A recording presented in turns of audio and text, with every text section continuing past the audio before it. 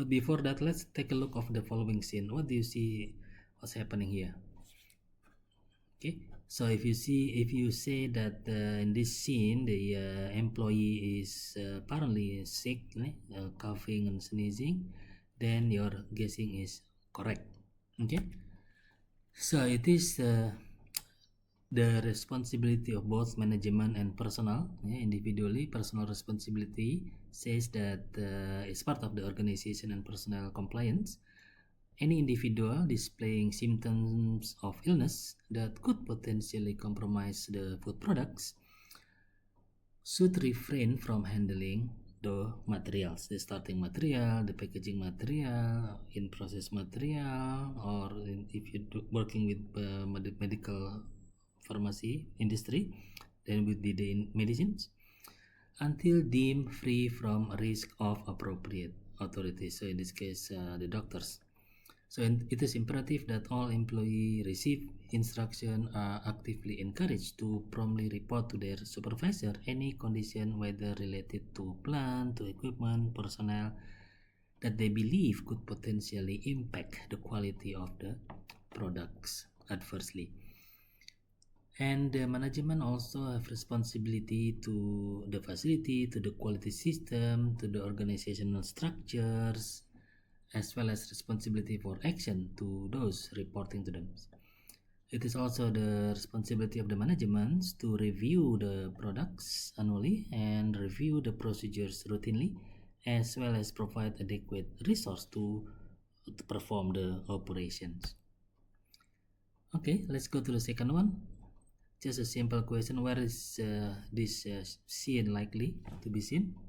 Well, if you say it's quality control warehouse or withholding area, then you are right. So quality control units responsible for approval or rejection of all the food components, all the raw materials, including containers, closure or lid, as well as any other assemblies in the packaging, as well as the label of the finished product, labeling requirement, process validation reports, all the procedures and product specification. So QC laboratory should be separated from the production area, okay, because we do not want to contaminate the production area where the biological, microbiological, or even radioisotope test methods could be employed. Okay, therefore should be separated from each other. So QC also investigate all the reports or any reports for non-conformance or non-compliance, as well as out of specification OOS. QC also responsible for reviewing the production record as well as ensuring that there is no errors to occur. QC also responsible for releasing products for use, and therefore QC department must be independent of manufacturing departments.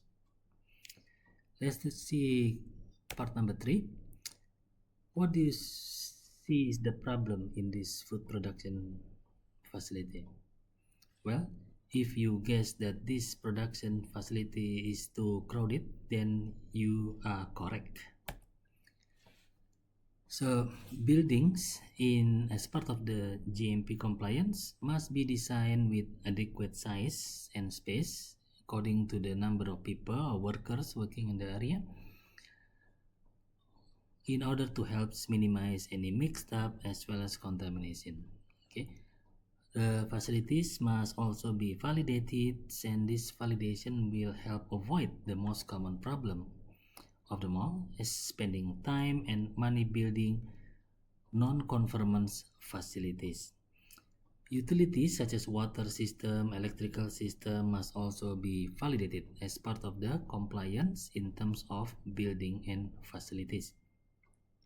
So this is to ensure that the utility system, by that mean water and electrical system, as well as the equipments are built and installed in compliance, in compliance with the design and specification. Now, in other words, it is built as designed with proper material, proper capacity, suitable function, and properly connected and calibrated. Let's see number 4. What do you see is the wrong or something wrong or problems in this kitchen situation?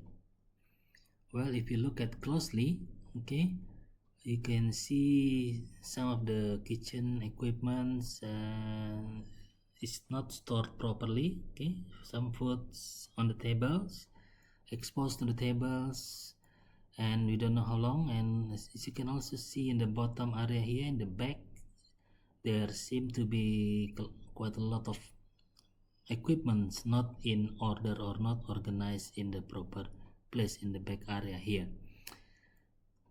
So if you can spot that, then that is correct. Okay, so as part of the building and facilities compliance with the CGMP, the facilities should preferably be laid out in such a way that allow production to take place in the area connected in logical order. Okay, logical meaning sequential, okay, corresponding to the sequence of the operation of the food production and to the requisite cleanliness level. Okay.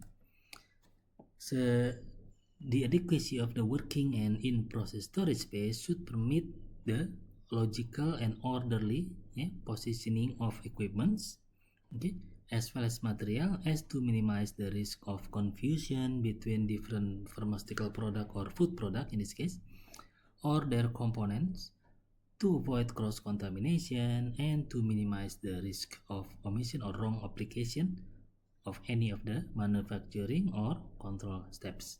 Okay, so the picture on the left here shows the nicely organized and clean food production facilities. So how about this one? What do you see the likely problem with this kitchen?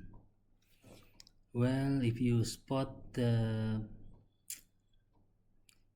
floor is somewhat dirty, okay, fungi growing, okay, and then some of these equipments also seems rusty, okay, and therefore could result in some potential contamination, then you spot casing correctly.